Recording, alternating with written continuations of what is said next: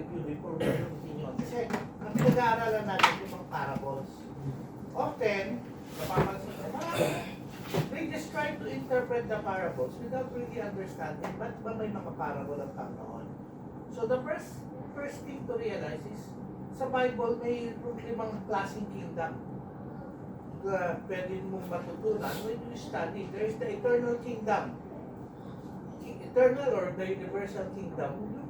This is the kingdom where yung reality that everything is under God's control. Even wala tayo, the eternal and universal kingdom will exist. It has no beginning, it has no end. And it is God who is in control. Then there is this spiritual kingdom. The spiritual kingdom is the kingdom where all believers of the Lord Jesus Christ is part of that body. From the Old Testament to the New, that's the spiritual kingdom. Then, sa Bible, may theocratic kingdom. Ano ba yung theocracy? It's a kingdom where God is ruling. Siya yung talagang head, and yet meron siya mga representative. It started sa Mount Sinai with may mga delegated representative ang Panginoon, starting from Moses, hanggang tuloy-tuloy kay Samuel. Si Samuel was the last judge and the first prophet, bale, na magpapatuloy. Pagtatapos kasi ni Samuel, he would anoint 2 kings. Si King Saul, whose kingdom was cut short, and then the eternal kingdom that would start is kay King David.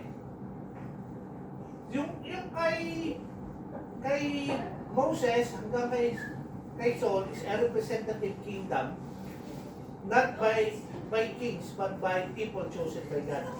Andyan si Joshua, andyan yung mga judges, andyan si Moses, huli-huli nga si Samuel.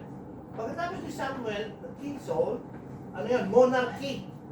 Ang tawag doon, kasi pagka may king, monarch yun eh. So, nag-start yung monarchy kay King Saul, pero cut short yun, dahil sa Bible, ang prophecy is the scepter, or ibig sabihin yung kingship would come from Judah. Ang nag-prophesy nun is si Jacob mismo sa kanyang mga sons.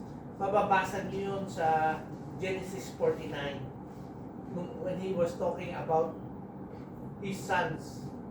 Kasama doon, nadamay na son doon is si Manasseh, si Ephraim. Pero si Manasseh and Ephraim were not directly anak ni Jacob, kundi anak siya ni Joseph.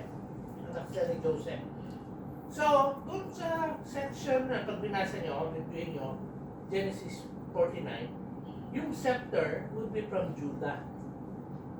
So, ang kingship magagaling sa Judah. And the eventual king na una is si King David. Pero the true Lion of Judah is the Lord Jesus Christ. So, kingdom under the theocratic rule with representative Moses to Samuel. From David to Zedekiah. Monarchy, pero under God. Pero this monarchy is pawindang-windang. Yung magagaling na king, they follow the Lord. May mga salbahing king, they depart from the Lord. Kaya nga sila na-exile. Yun yung theocratic kingdom, spiritual kingdom, eternal kingdom. Then, bakit natin narinig the Messianic or millennial kingdom? Yung millennial kingdom, wala pa. Tayong mga mananampalataya, bahagi na ang millennial kingdom. We will become kings and priests to our God. The believers will be raptured. Tayo pupwesto tayo doon as a believer. Doon natin makukuha yung ating mga rewards sa millennial kingdom. Pero hindi nangangahulugan, lahat ng nasa millennial kingdom would be saved. Kasi after 1,000 years na millennial kingdom, lalaya na naman si Satanas for the final rebellion. Pero this is a kingdom that the Lord Jesus Christ would sit on the throne of King David. Ito yung tinatawag na the eternal kingdom of of the Messiah. And yet, even if ganun na, there would come a time na magkakaroon pa rin ng rebellion. Yung last and final rebellion. Yung last and final rebellion ni Satan. Yung Antichrist at yung false prophet ay nasa hell na. And yet, makakawala ulit siya. At parang magdideceive na naman siya ng mga tao to go against God. And after that, yun na, yung eternal kingdom na tayo, o mawala na lahat yun. We will now be transported to the eternal kingdom, the universal kingdom, where God reigns. Pero there's another kingdom that resulted because of the rejection of the Messiah. And that is known as the mystery kingdom. So whenever you read the parables, bakit siya parables? These are teachings of the Lord Jesus Christ for people who have eyes but cannot see, who have ears but cannot hear. Prophecy yun ni Isaiah. Bakit siya nag-prophecy na gano'n? Kasi ganun yung magiging estado ng mga tao, lalo ng mga Israelita, after they have rejected the Lord Jesus Christ. So, pag binasa niyo yung mga parables na dinaanan natin, pinag-aralan na yung parable of the sower, bakit pinagtatalunan yun? Oo, kaya yung iba, gagamitin pa yun. Kasi kita nyo, may mga taong maski naligtas na, mawawala ng kaligtasan. Kasi, sabi doon sa parable doon sa rocky ground, nakinig na salita, they were joyful when they heard the news, and then, when the troubles of the world will come, mawawala sila. So, naman mawawala yung kaligtasan. Tapos pangalawa, meron pa. May tumupuso sa dawagan, yung mga thorns and briars. They would sprout for a while, pero when the cares of the world will come in, mawawala na sila. And then there's the good ground. Yung iba sabi, yung good ground lang ang ligtas. Pero, hindi po kaligtasan ang tinuturo ng Biblia doon. Ang tinuturo ng Biblia sa Mystery Kingdom, when the Jews rejected the Messiah, until the Jews will come back to the Messiah. Ito yung time natin ngayon. Kaya even among Christians, maraming Christians na makakakilala sa Panginoon, pero in a few years, wala na. May mga Kristiyanong ang iinit niyan. Marami ang kilala din yan eh. Pero pag uwi nila sa bahay, tutubig sa insiya ng kalamang magulang. Lalo na yung mga Muslim. Saka yung mga Japanese, mga Chinese na talagang magiging outcast ka ng pamilya nila. Kung hindi ka talaga magiging matatag sa pananampalataya mo, ang mga ngayon ka sa buhay Kristiyano mo, you will be discouraged. Pero disiplina, hindi na sila maliligtas, hindi naman nila pinag-usapan sa Mystery Kingdom. Kaya kayo na tinuturo ng Panginoon. May mga ganon. Kasi the Mystery Kingdom is about the Christendom. Christ and the Kingdom. Pero it doesn't represent everyone to be saved. Maraming mag-claim of being a Christian, but they are not truly the believers of the Lord Jesus Christ. So yun ang background nun. So when we say na bakit yung parable? Kasi malimit sa mga tao, they would like to separate yung parable and they will try to explain it without really understanding that yung parable started when the Jews rejected the Messiah. When they say, instead of, is he the son of David? Is he the one? And when they decided, no, he's not the one, and we will kill him. Yun na. Nagkaroon na yung Mystery Kingdom. Yan. So, mga background lang. So, alam na natin yung purpose ng parable. So, yan nga. Now Israel has rejected the king. Consequently, the Messiah kingdom will not be established until the Messiah returns at his second coming. What form will kingdom of God take in the period between two comings? Anong form niya na yan? Ito, nasaan tayo? Nagtataka pa tayo, maraming mga so-called Christians.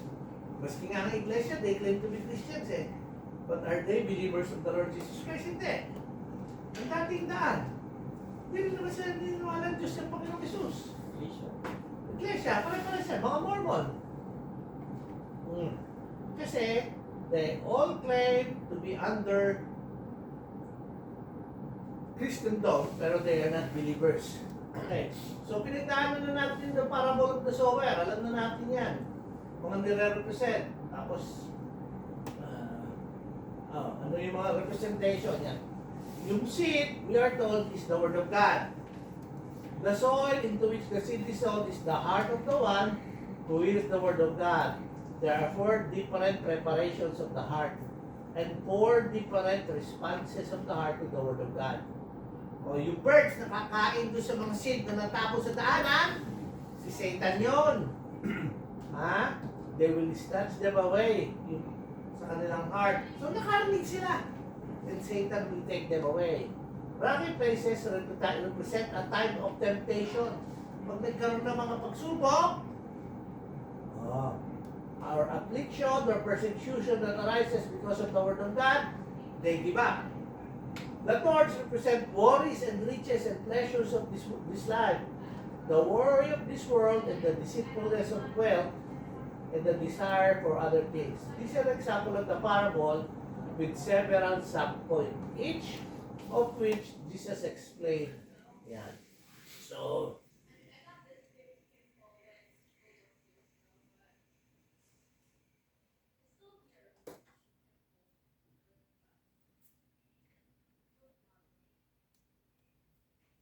hindi natin pag-aralan yan. Kung gusto nyo, i-reprint ako ng copy para ma-review nyo. Yan. Tapos, part na ating pinag-aralan, yung the parable of the seed that is sown. Ito yung parable na hindi parating binabasa ng tao, sabi ko nga. They read it, pero they don't understand it as a parable. Pero ito yung isa sa pinaka-importanting parable ng kingdom. Pakibasa sis, re-reviewin natin ito kasi magtagal tayo din ng Bible study para pagbalik natin ng marami tayo, maunawaan natin. Mark chapter 4, 26, 29. 26-29. Sinabi pa ni Jesus, ang kaharian ng Diyos ay maitutulad sa isang taong naghasik ng binhi sa kanyang bukid. Natutulog siya kung gabi at bumabangon kung araw. Samantala, ang binhi ay tumutubo at lumalago, ngunit hindi alam ng naghasik kung paano. Ang lupa ang nagpapasibol at nagpapabunga sa mga pananim. Usbong muna ang lumilitaw, saka ang tangkay. Pagkatapos, naihitik ito sa butil. Kapag hinog na ang mga butil, agad itong ginagapas ng taong naghasik sapagkat panahon na para ito'y anihin. Yan. Alam niyo na yung seed. Alam na natin yung seed. The seed is the Word of God. So, ganun yung pag-share ng salita ng Diyos sa kingdom, sa mystery kingdom. Tayong mga naghahasik, hindi natin alam kung saan sila pag tumubo, mabunga. Pero, though you cannot explain, you can see na nababago yung buhay, nag-change yung buhay, nagiging matatag na mananampalataya. Yun yung picture ng regeneration when a person is being changed by the Word of God. So, sa Mystery Kingdom, maraming tao ang akala mo hindi siya lumalago, pero nagiging mabunga siya. Nagiging kapaki-pakinabang siya sa Kingdom of God. Hindi dahil magaling yung naghahasik. Hindi ka alam kung nung naghahasik, lumalago eh. Pero eventually, he can see that may harvest na nangyayari. Yun yung picture ng regeneration. Yun ang picture ng effectiveness of the seed of the Word of God. People can be changed because of the Word of God. Tapos na last time, pinag-aralan na natin yung parable of the tares. Yung nagtanim ng wheat, may nagtanim ng masasamang damo. Magkamukha sila, pero nung tumubo, pagka pinunod mo yung masamang damo, mamamatay na rin yung Yung maganda yung wheat. So, yan yung picture niyan eh. Pakibasa mo, Brother Jude. What are the elements of this parable? And what does Jesus say they represent? The sower, or good seed, is the Son of Man, Jesus. Of the enemy who sowed the tears is the devil. The field is the world. The good seed are the sons of the kingdom, believers. The tares are the sons of the evil one. The harvest is the end of the age, just before the beginning of the Messianic kingdom. The reapers are angels. The meaning Ma, of the Ma, ito naman. The meaning of the parable. The parable makes three main points. One, the first point that it makes is a false counter sowing will follow the true sowing. There will be a counter sowing of false believers. They claim to be believers but are not. Secondly, there will be side-by-side development of believers and unbelievers as a result of the two sowings. And so in every church, we will have people we are sure are believers. They will not end up being that, although they have all the words and outward appearance of believers. Thirdly, the judgment of the end of the mystery kingdom age will separate the two, with the wheat entering the Messianic kingdom, represented by the barn, and the tares being excluded and thrown into To the the fire. fire. Okay? So, maliwanag yan. Anong picture niyan sa atin ngayon? Application. So, maraming churches ngayon eh. And yet, not all churches are truly believers of the Lord Jesus Christ. Why do we say that? If you are truly a believer, you will not depend on your works. Sadly, ang world natin ngayon, maski na napakagaling pang tagapagturo ng Biblia na mga hinahangaan na pumunta ka sa Christian bookstore, dinodominate nila yung mga nakasulat, mga writings nila. Lahat ng commentary, sila yung meron. Pag pinag-aralan mo, it's either you will know that you are saved because you were able to produce good works. If you don't produce good works, you are not saved. Yung isa naman, kabaliktaran, because of good works, now we know that you are saved. Tayo, we know we are saved, and we produce good works. Yun ang dapat sa ating mananampalataya. It's not because we do good that we are saved. We are saved to do good. And so, ganun, ha? So, bakit there's kuya? Sa churches, parang-parehas naman yung kinakanta. Parang-parehas din na ang claim of salvation is through Jesus Christ. Ang dami katulad na ganun eh. And yet, is it really through Jesus Christ alone or eventually sasabihin na hindi, kailangan ganito, kailangan ka ganyan. Hindi na, ang Panginoong Isus ang nangako. Di ba? Ang kaligtasan, masusumpungan lamang sa Kanya by faith in Him. Now, magiging mabunga ka dahil you have faith in Him. Hindi yung gusto kong magbunga para maligtas ako, kasi nananampalataya naman ako sa Kanya. Nananampalataya ka ba talaga o kailangan mo pa yung good works mo? Or nangangamba ka, baka hindi ka maligtas maski nananampalataya ka kasi wala kang good works. Hindi, dapat bilang mananampalataya. Bakit katulad natin dito? Pinag-aaralan natin Book of Colossians, in-establish na ni Paul na kumpleto na tayo sa Panginoong Jesus. And yet, did Paul stop in teaching na dapat bilang mananampalataya na binuhay na muli ni Kristo, na ang kaisipan na kay Kristo, na nakatago kay Kristo, okay na, wala ka nang gagawin, hindi, may gagawin ka. Dapat maging mabunga, lumakad sang ayon sa kagustuhan ng Panginoon. I-glorify ang Diyos. Hindi dahil gusto mo maligtas, kundi dahil ligtas ka na, nakatago ka na, binuhay ka na nga muli Yun ang tinuturo ni Pablo. Yun ang tinuturo ng Bible. Pero marami, katulad mo, same song. Sometimes even those who compose the song we're singing, sila mismo mismo hindi sila sigurado na sila iligtas.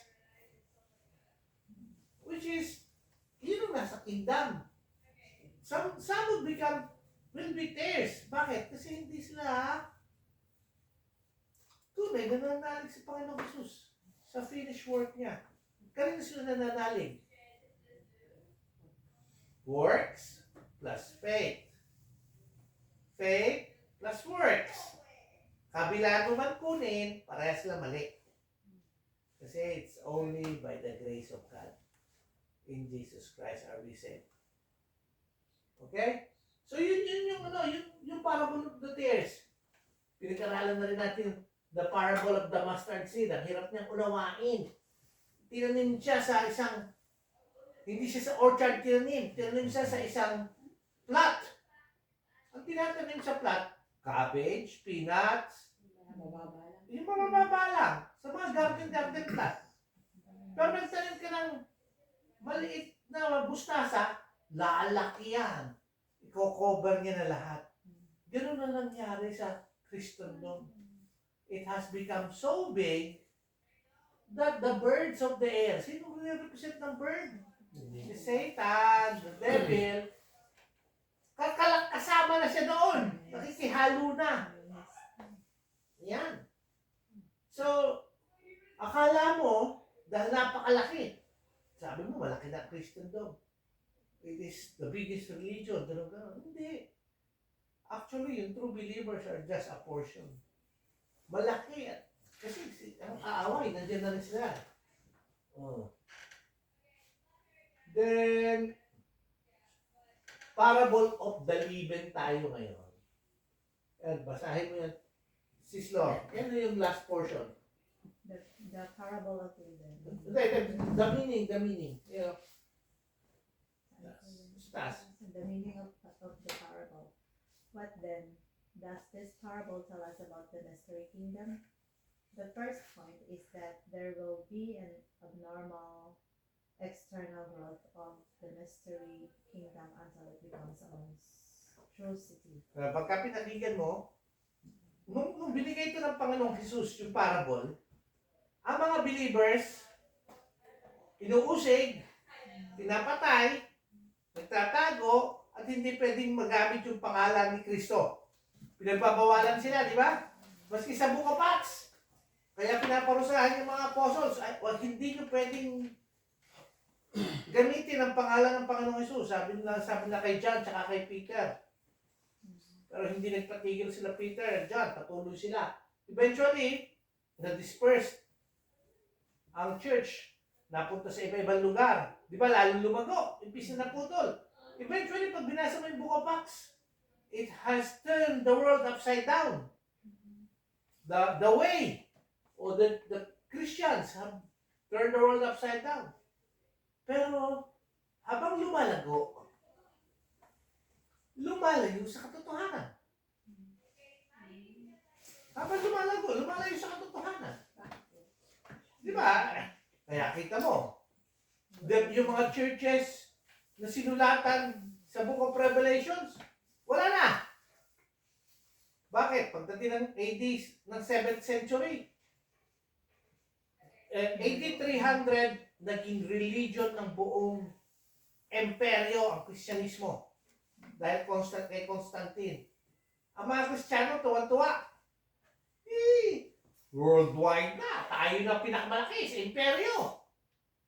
Pero anong klaseng Kristyanismo? Doon na pinagsama na yung Kristyanismong tunay kasama ang paganism. Kaya halo-halo na. Kaya tayo nagse-celebrate ng Pasko. Yung 25, kasi yung new celebration ni Saturnalia. Bakit tayo nagse-celebrate ng Easter na yung pangalan? Kasi isinasabay na nila sa pagse-celebrate para kay Ishtar, the Queen of Heaven. Oh, pinaghalong kalamay na. Ito na yung naging monster na ang church. Ang Christendom, it has attracted so many. Kaya yung mga birds of the air, kaya yung picture ng mustard seed, yung birds of the air, dito na sila nagpupugad.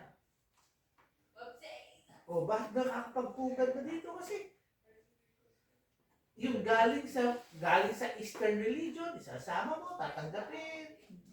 Pagbasa ng Biblia, katulad ni Agustin, tsaka ni Origen, sabi nila, hindi. Pag binasa ang Biblia, maliban na sa malalim na kaalaman at sa tamang pag-unawa, ganito ang ibig sabihin niyan. Nawala na yung pagbasa ng Biblia. Ito yung konteksto. Dito natin unawain. Hindi. May kanya-kanya na silang gustong makita sa Biblia. Hindi, meron pang mas malalim dyan. Mama, ganun ba? Lumayo na ng lumayo. Bakit? Ba't mas naging malalim?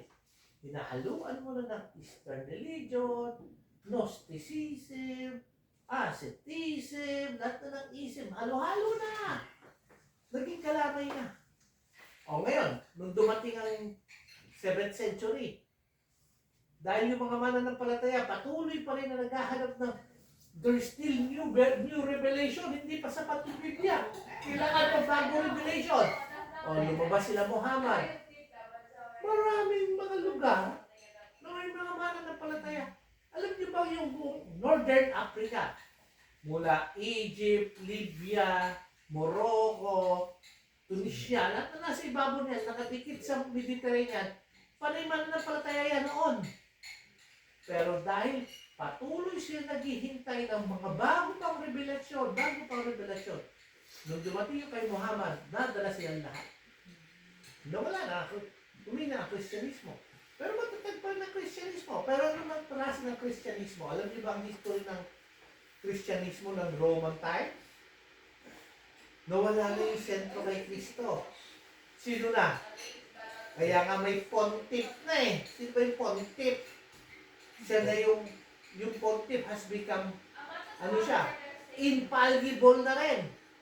Kaya yung mga papa, popes. Hindi naman talaga biblical yun. First pope si Peter, hindi Pero, pinagsama-sama na nila, na meron ng baston na gano'n, na hindi ko alam kung ano nakalagay doon, na yung sinasabi daw niya, hindi na nagkakamali. Tapos kung anong sinabi niya is katumbas na nagsalita ng Panginoon.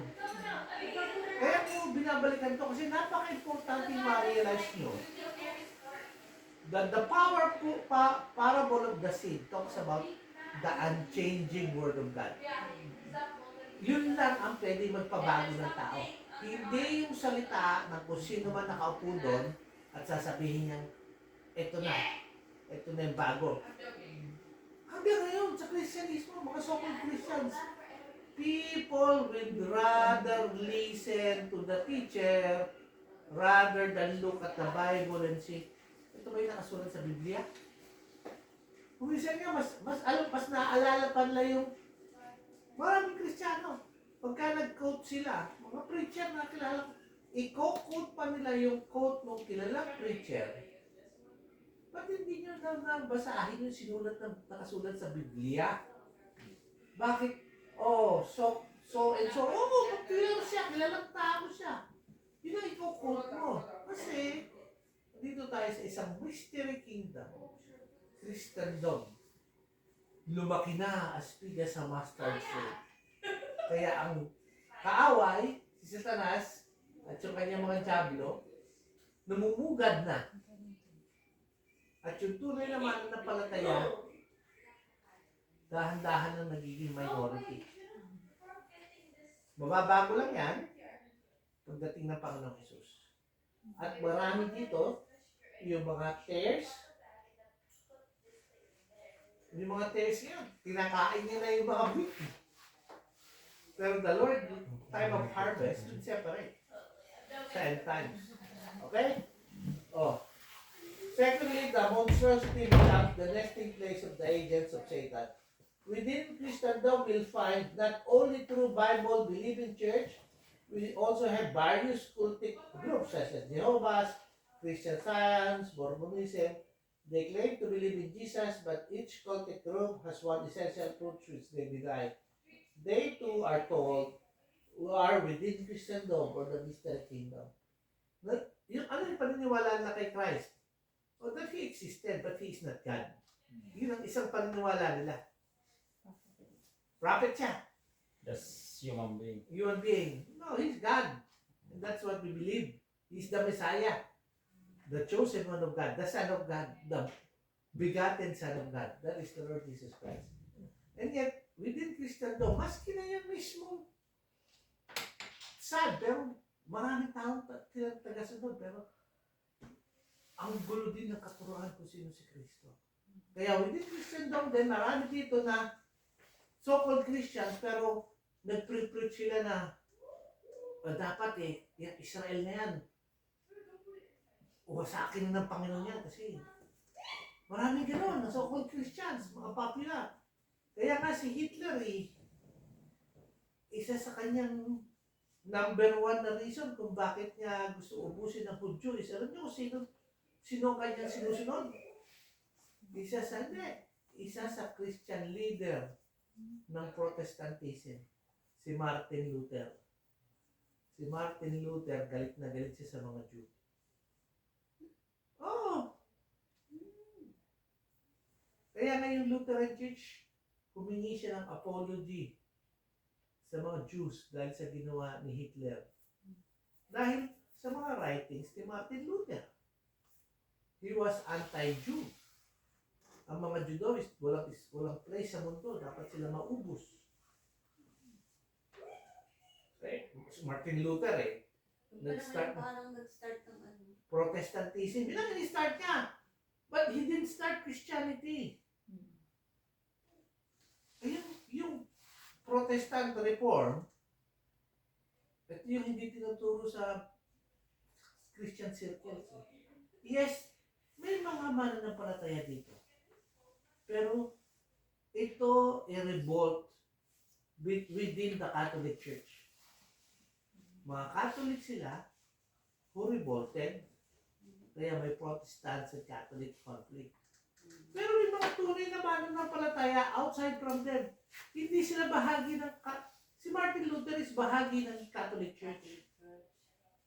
Pero maraming mananampalataya outside them na patuloy na nagbabasa ng Biblia, lumalago, and yet sa ating worldview ngayon, it is as if kung wala si Martin Luther, wala Kristyanismo. Hindi. May Kristyanismo maski wala siya. Ang problema lang, Magkakamag-anak na pala sila. Catholic. kaya nga eventually most of them na sumusunod sa kanya, sila yung sa kanila din ay ugat yung eventually, ano ba sabi ng Biblia? The dog always goes back to its vomit. Di ba? Talinghaga ng Biblia, bakit? Pinag-awayan nyo, pero ngayon, karamihan ng ugat nun, mga Protestantism, good works pa rin, kaligtasan. Anong pinagkaiba? Nagagalit sila sa indulhensya. Halimbawa, ano ba yung indulhensya nung panahon nila? Halimbawa si Brother Jerry. Patawarin mo po ako, Father Arnold. Anong kailangan mong patawad, Brother Jerry? Nakakita po ako ng magandang chicks. Oh, diba? Ganon. Sasabihin ni Father, Jerry, sana pinakilala mo rin ako.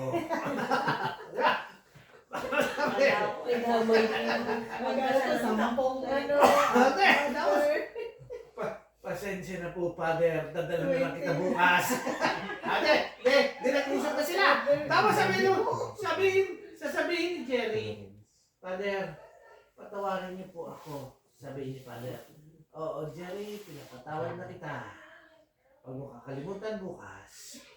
Pero bilang iyong indulhensya, kailangan mong gumawa ng ganito. Magbibigay ka ng ganyan. Di ba? Binabayaran mo. Nagkasala ka, binabayaran mo. Di ba? Yung kasalanan mo, binabayaran mo. Sa Pilipinas, nauso ito. Father, ano yun, anak? Ako pa yung magsasabong. Paano po ba ako mananalo? Tulungan niyo po ako. Magdadasal. Pag Pagdadasal kita anak na manalo ka. Balato. Pero huwag mo kakalimutan ang para sa akin. Okay. O, Father. O sige, gumawa ka ng ganito. Kaalay ka ng ganyan. Indulhensya. Galit na galit ng Protestant, reformers. Bakit hindi? Ang kaligtasan. Meron pa nga silang 5 solas eh. By faith alone, by Christ alone, by scripture alone, for the glory of God alone. Scriptura. Sola Scriptura, sola gratia, by grace alone. Lahat, marami silang 5 solas. And yet, eventually, pag pinakinggan mo, karamihan sa kanila, ang kaligtasan ay masusupong kay Kristo by grace, pero parating may pero.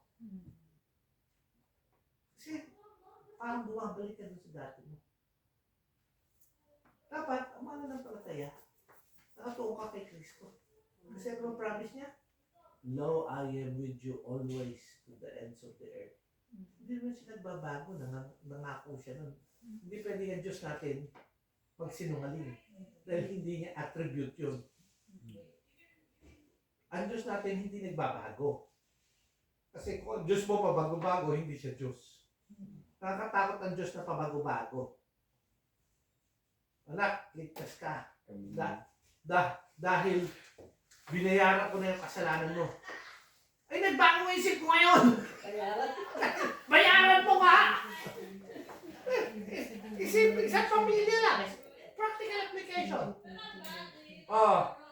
Anak! Para sa'yo. Pambili mo ng mga sapatos na kailangan mo. Birthday mo ngayon. Abay, nung nawalan ka ng pera, may dami mo sasabihin, anak, magbayad ka ng subligay ko, dami mo sapatos, wala akong pera. Parang ganun ba yung Diyos? Tao, ganun. Pero yung Diyos natin, hindi ganun. Part ng kanyang attribute yun ng Diyos natin. Pero, kaya maraming parable, ganun yung tao. Ina-apply lang ng Panginoong Jesus as He is teaching them. Ganyan ang buhay nyo eh. Hindi naman talaga tao makasalanan. Not unless marirealize ng tao na ang tunay na kaligtasan lamang ina kay Kristo Jesus. Kaya yun lamang ang mga true sons of the kingdom. Those who would go to the eternal life. Yung nananampalataya tunay sa Panginoong Jesus. Ito, last parable of the leaven. Matthew 13:33. Kung meron kayong Tagalog. Marami pa itong parable na ito. Ilang parable pa itong dadaanan natin.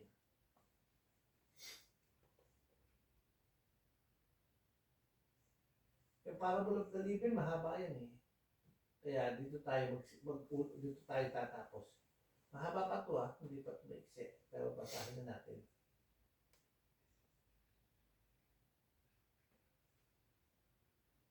Ayan. Maiksi lang, Matthew 13:33. May nakakita na, pabasa. Ang lahat ng tao. Hindi. Nagsalaysay pa si Jesus ng ibang talimhaga. Ang kaharian ng langit ay katulad ng pampaalsa na inihalo sa isang babae sa 3 takal na harina hanggang umalsa ang buong masa ng harina. Yan. Baker! Di ba sabi ko the last time ito? Bisado ng baker to. Pampaalsa! Yeast! Levadura! Sa sordo, nung gamit sa sordo? Pampaalsa niya? Walang yun kuya. Parang Panis. panis na dough, di ba? Anong tawag doon? Starter. Starter sa English. Yung may Tagalog yun eh. Biga? Basta starter. Biga. Basta gano'n. Panis, tama yun. Panis siya. Kaya ang sordo na paborito ng mga kami mga taga-Europa. Medyo matigas sa labas yan. Pero may asim ng konti, di ba? Sa loob. Sa loob. Sa loob, malambot. Malambot sa loob. Paborito nila yan. Nilalagyan nila ng cheese. Kung ano. Gusto ko yung taste. Matigas yung labas nun. Pagka mahina ang ngipin mo, bungal ka dun. Oh. Okay, basahin natin. Sino na? Si Mark. The 5th parable. The 5th parable is the parable of the leaven. What is the example taken from everyday life? A woman takes leaven and kneads it into 3 measures of flour until it is all even. O yan ha, yun lang ganyan kasimple yung local everyday life application. Kaya nga sabi ko, si Martha, alam ko yun yan eh. Maghahalo ka ng 3 parts of flour, lalagyan mo ng leaven, hahaluin mo. Hanggang ang lahat, malalagyan na ng leaven. Kasi ano ba ang portioning niyan, bro? Hindi ako baker, hindi pa ako nag-bake eh. 1 kilo, 20 grams yeast. 1 kilo Flour, flour, 20 grams yeast. so, a little percentage. Kasi ang 1 kilo is 1,000 grams eh. 2%. Oh, 2% lang. Kung gusto mo lang mahangin, 2% lang. 4% mo. 2% lang ilalagay mo, maapektuhan na lahat, di ba? Yun yung application everyday. Pasensya na, hindi ko alam yun eh. Oh. So, ano pwede natin matutunan? Sino nagbabasa? Si Mark. So the elements here are the woman, leaven, and 3 measures of flour. What happens to the leaven? The woman works it into the flour until it is all leaven. In other words, all of the flour is influenced by the leaven. This is the point made by the everyday life example. Now, what does it represent? A woman. Whenever a woman is used symbolically, she represents a religious entity, which could be good or bad. For example, Israel is the wife of Jehovah, and the church is the bride of Messiah. These are good elements. On the bad side, you have the Jezebel of Revelation 2:20 and the great harlot of Revelation 17:1-8, both representing false religious systems. Here is this parable, it is used negatively. The point represented by the woman is that a false religious system will be introduced in the mystery kingdom. Yan. Simple yung parable ng Panginoon, di ba? May leaven, hinahalo ng babae sa 3 flour measure, lahat maapektuhan. Pero, ang mas malalim na sinasabi ng Panginoon, there would come a time that religious systems would influence the whole dome. Okay? Basahin natin. O si Ruth naman. Leaven. When the word leaven is used symbolically, it is always symbolic of sin. And in Matthew's Gospel, a specific type of sin, the sin of false doctrine. So the point of this parable is that false teaching will be introduced into the mystery kingdom, resulting in corruption of doctrine. 3 measures. Furthermore, there are 3 measures of wheat because Christendom eventually divides into 3 major divisions: Roman Catholicism, Eastern Orthodoxy, and Protestantism. All 3 divisions will have lesser or greater degrees of false teaching. There will be some degree of inward doctrinal corruption in each division of Christendom. See? Isang verse lang. Pero yung 3 measures, ito rin na-represent natin ngayon sa mundo ngayon. Siyempre, hindi natin isasama, not part of Christendom is the Muslims. They are not. Pero within that Christendom, halo-halo yan. Roman Catholicism, Eastern Orthodoxy, tsaka Protestantism. And lahat ng division na to ay may mga kanya-kanyang false teachings. Yun yung parable of the leaven. Kahit na maliit, kaya tinanong ko agad si Brother John dahil alam niya mag-measure eh. 1 kilo, 2%. 2% lang. Apektado na lahat. Lolobo na. Palagay ko ngayon, mas marami na porsyento yung false. Kaya lobo-lobo na eh. Oh. Kaya kahit sa ngayon, kung ano-anong halong kalamay na ang katuruan tungkol sa salita ng Panginoon. Naghalo-halo na. Para sa Kasi nga, pera. papanbigaw. Tandaan mo. Ligaw. Gawain ni Satan. Saan siya sinagugat? Babalik tayo. Saan siya Gusto ni nagugat? Satan maraming maligaw para Saan siya marami nagugat? kasama. Kasi nireject ng mga Hudyo ang Messiah. So he has to teach in parables. Yun lang, ganun siya kasimple. Now, ito yung magiging mga results. And sa time nila noon, hindi nila maunawaan yun. Mystery yan eh. Ano yun? Ngayon nakikita natin. Marami tayo. 1960s. Hindi nyo na alam yung mga balitang nagkakaroon ng patayan sa Ireland dahil sa relihiyon. Yung mga RIA, Irish Republican Army, Catholics at Protestant, nagpapatayan sila. Sa Europe, marami nung dati. Maraming mga ginodiyos na tagapagturo ngayon na pagka sumangalungat ka doon sa katuruan nila, hindi, may mga Kristiyano ngayon na yun ang idol nila. Pero nung panahon nun pagkakasalungat ka nila, mapapatay ka niya. Pero, yun ba yung tagapagturo na nagpapasimula ng, kalaban ko yan, sige patayin yan.